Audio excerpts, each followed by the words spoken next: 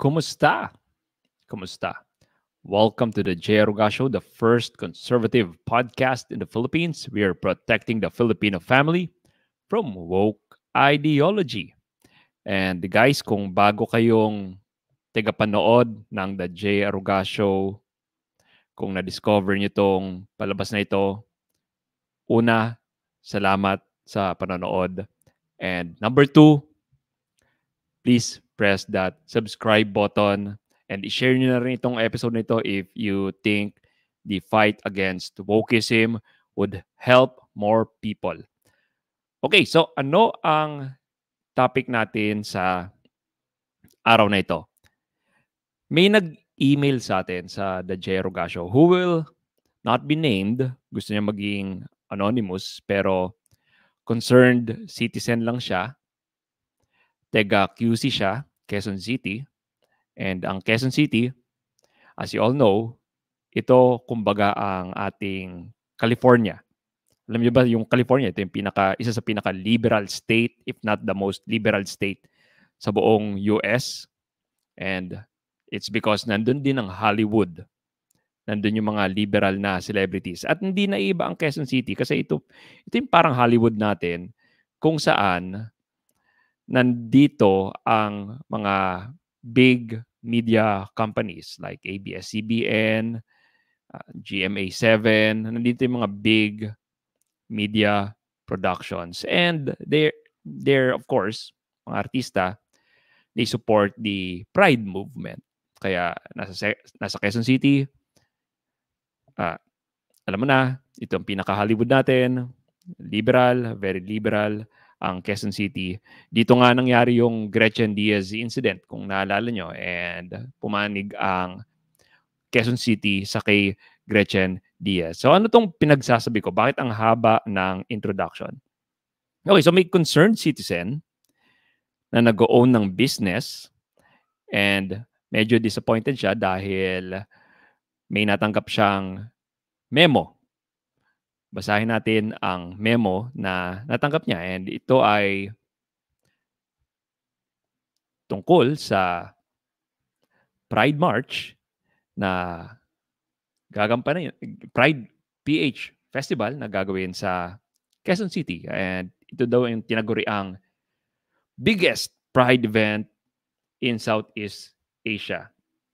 So, nung 2023 daw, nung nakaraan, ito daw yung biggest Pride event in Southeast Asia. And don't you want to take pride in that bilang Pilipino, di ba? Okay, so ito yung memo. Sabi dito, to all hotels and other accommodation establishments in Quezon City. Ang subject is Pride PH Festival Celebration 2024. So, nung May 23 ito pinadala sa kanila.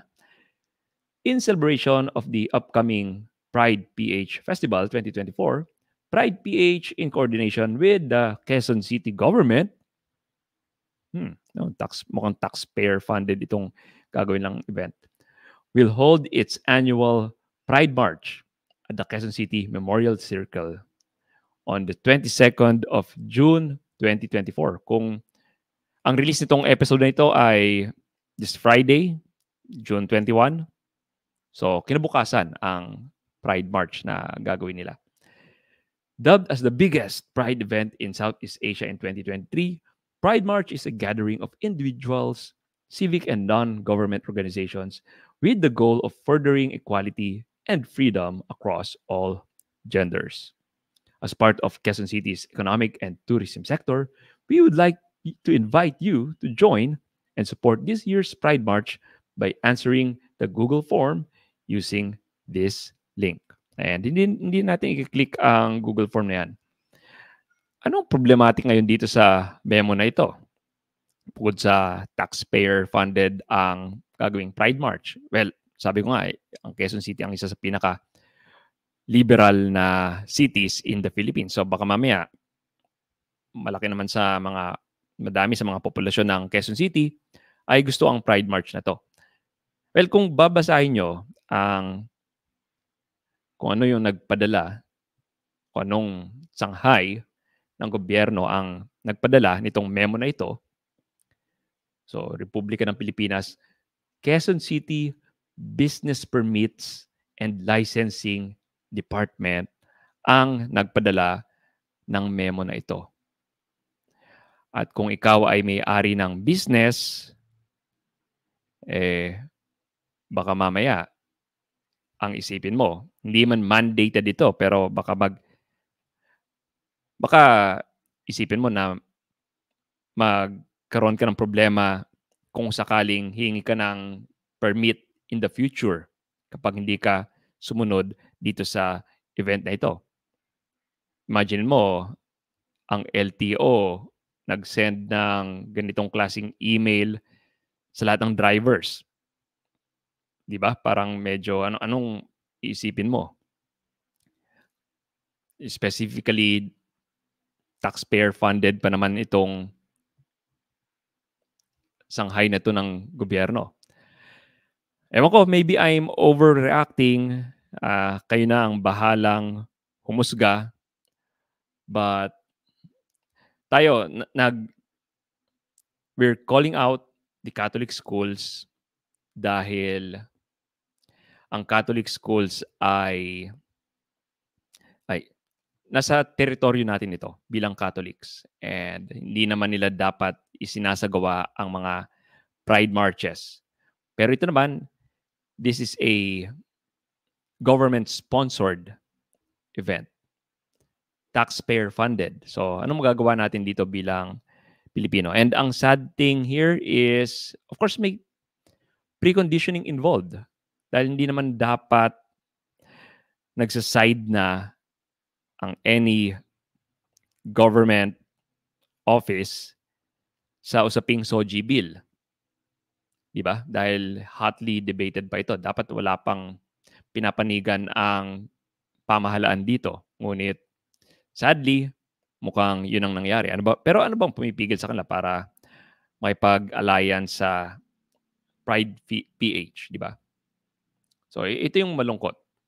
And ang Pilipinas ngayon ay medyo malambot ang ating mga officials sa mga gitong bagay. Hindi pa nila nakikita ang implication ng pagtanggap ng mga ganitong events kasi hindi pa nangyayari sa atin. Wala pa tayo sa critical mass pagdating sa mga woke ideology stuff and yung LGBT indoctrination stuff dito sa Pilipinas. Wala pa tayo sa critical mass unlike sa US kung saan they're already pushing back at sinasabing lang, tama na, ayaw na namin ito. Ayaw namin na ang mga lalaki na nagpapanggap na babae ay pumapasok sa CR ng mga babae or sa spa ng mga babae at naguhubad, kita ang kanyang toy-toy sa harap ng mga bata doon sa spa. So ayaw na nila yon. Wala pang nangyayaring ganung insidente dito. Wala pa tayo sa critical mass. Hindi pa palasak ang mga mediocre na lalaki sa sports. Tapos biglang maisipan nilang mag-transition. Nung nag-transition sila at lumahok sa sports ng babae, biglang namayagpag sila doon, naging number 1 or number 2, nag-champion. So wala pa tayo dun sa ganung level. Wala pa tayo dun sa level na ang isang prisoner accused of sexual assault, mag-identify lang as a woman, then malilipat na sa women's prison. At nung nalipat siya doon, ay nakabuntis ng mga babae sa women's prison. Wala pa tayo sa ganung critical mass. And sadly, mukhang gusto nating mangyari muna ang mga ito bago tayo gumising. Pagdating sa mga pride events, siguro wala pa tayo sa level na inappropriate ang mga pride events sa kids. Dahil sa US, makikita natin halos nakahubad yung mga participants ng pride events doon. Dito sa Pilipinas, hindi ko alam kung nasa ganung level na tayo. Hopefully, hindi pa tayo dumating sa ganung level. But, ayun nga, wala pa tayo sa critical mass and medyo mahirap pa ma-push ang message natin sa The J. Aruga Show sa mga Pilipino.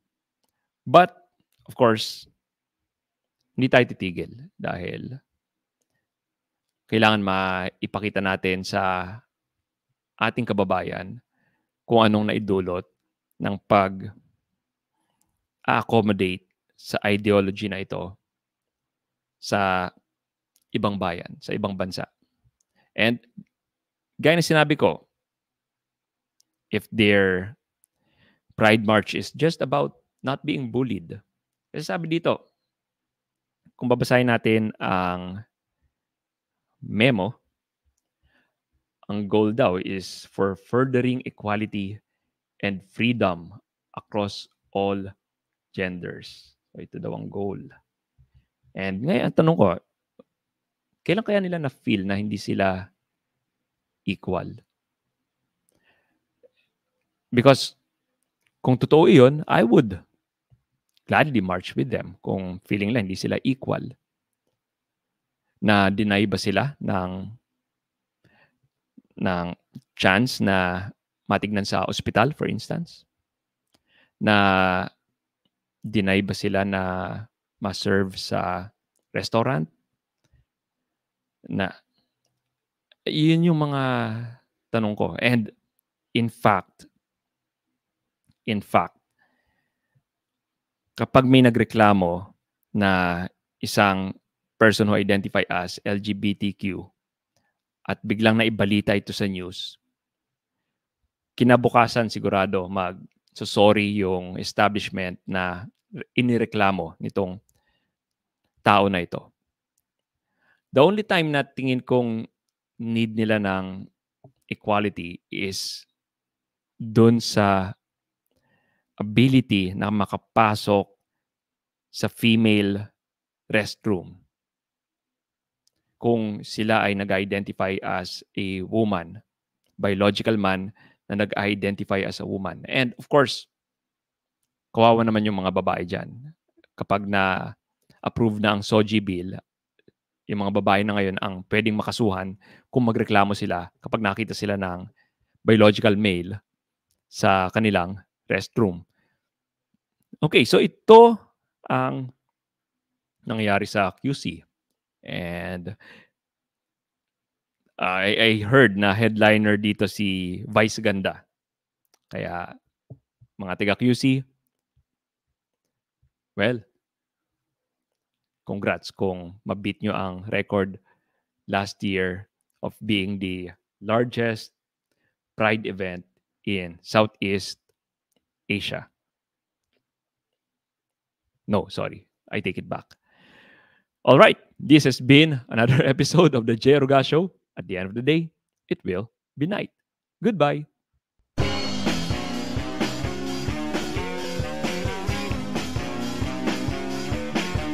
Hi, this is Jay Ruga of the Jay Ruga Show. If you like what you just saw, please consider subscribing and smash that like button. We'll need all of your help to take back the culture from this ideological colonization of the West. Thank you.